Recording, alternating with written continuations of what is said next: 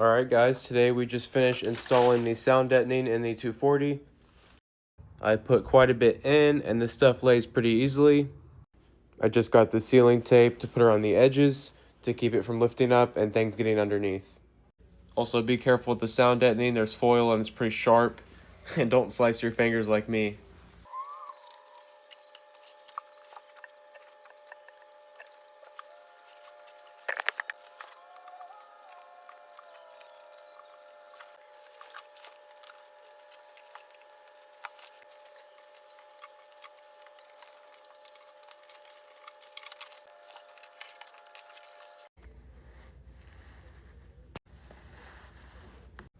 Alright, and just got the passenger floorboard done. The next step is going to be laying this mass-loaded foam down.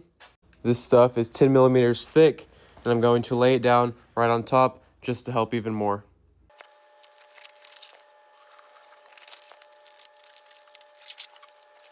And since I removed the foam underneath the carpet, this will provide some cushion as well as help with sound.